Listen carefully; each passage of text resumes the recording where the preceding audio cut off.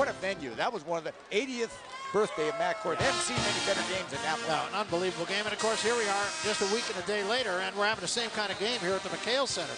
It appears that it might be a cramp with Malik Hairston because he was getting stretched out on the sideline, and now he doesn't have a limp at all. So hopefully it's not a recurrence of that heel injury. You would hate to see that.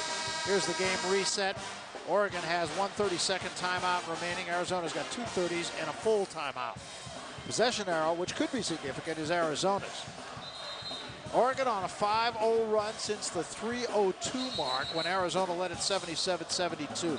And I think, you know, strategy-wise, right here, Barry, if you're going to tell a little bit of a story, Ernie Kent, if you told Ernie, look, you have the ball, there's 18 seconds to play, and the score's tied, you know, you may have taken that coming in.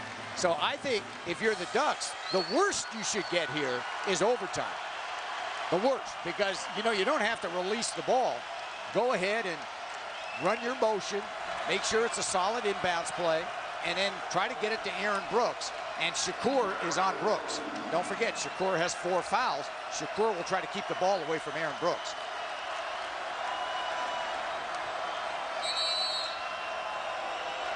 And we're going to get another timeout here. Lunan, Brooks, Oguchi, and Porter for Oregon. I don't know if Brooks is going to give the ball up. I almost doubt that he will. Yeah, you know it's this. It's screen, and it's going to be screen and roll. And here comes Lunan. Now, does he take the screen? He's going to. And Brooks trying to drive on Shakur off the window, score. Barry, with 2 seconds remaining. Barry, he did it again. How do you like it? How many game winners has he hit now? Let's not be too quick. That may not yet be the game winner. Well, it may not be the game winner, but if you're an Oregon fan, you like your chances. I'll tell you that. I mean, again, they run the little screen, and I thought Arizona did collapse on him, but that was a floater in the lane by the magnificent Aaron Brooks. Well, he was the Pac-10 Player of the Week last week. Is he going for an encore here?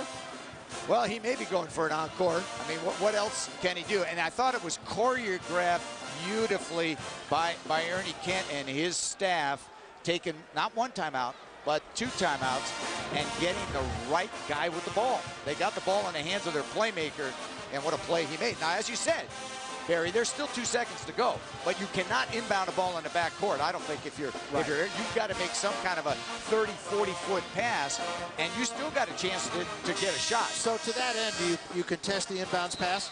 I would contest the inbound pass. Remember the Bryce Drew play where, yes, I do. You know, remember when not much time was left, you throw it down the court, and the guy tips it to the man behind him who gets it and scores.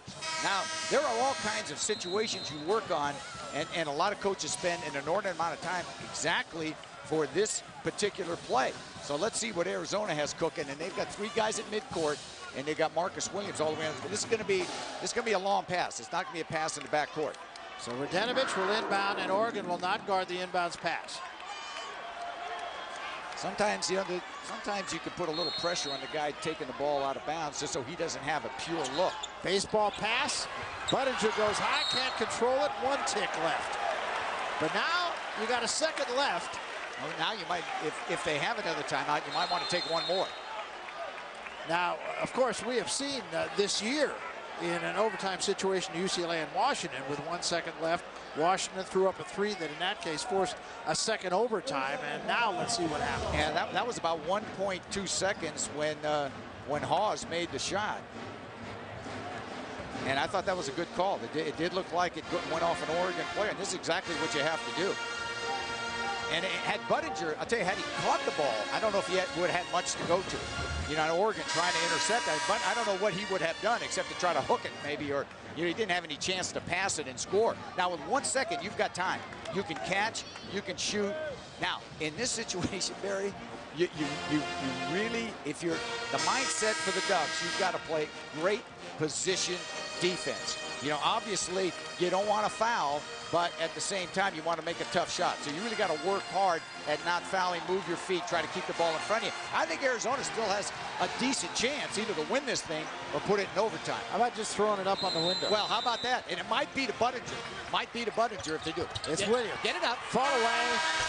Hit the rim. Almost got it. Oregon gets out of the McHale Center with a win. The first time that Arizona has lost since late last year against Washington. And they close on a 7-0 run over the last 3 minutes with Brooks making the last 5 for the Ducks. Yeah, just a spectacular ending.